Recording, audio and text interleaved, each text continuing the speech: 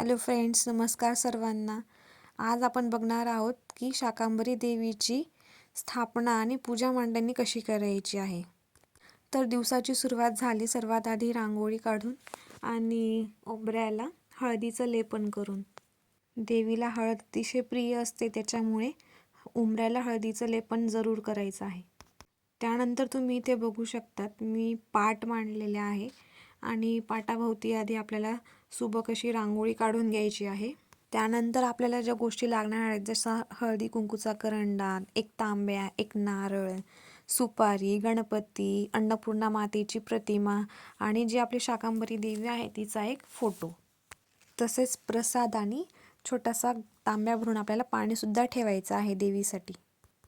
तर इथे तुम्ही बघू शकतात की मी कशा प्रकारे मांडणी केलेली आहे. ती देवीला छान अशी साडी वगैरे नेसवलेली आहे. देवीला आभूषण अलंकार घातलेले आहेत. नारळाला समोरून थोडा सोलून घेतला आहे आणि देवीचा मळवट हळदी आणि कुंकवाने मी छान असा भरलेला आहे. प्रसादामध्ये मी सुका मेवा सर्व घेतलेला आहे या ठिकाणी आणि देवीसोबतच गणपती आणि अन्नपूर्णा मातेची मांडणी करायलाही विसरू नका मित्रांनो. त्याच प्रकारे मी समोर 2 गजलक्ष्मी देखील ठेवलेल्या आहेत. जर तुमच्याकडे असतील तर तुम्ही देखील ते ठेवू शकतात. जेवढं छान तुम्हाला पाट सजवता येईल तेवढं तुम्ही सजवू शकतात. नंतर तुम्हाला छान अशी फुले वगैरे पण तुम्ही देवीला वाहू शकता, अर्पण करू शकतात.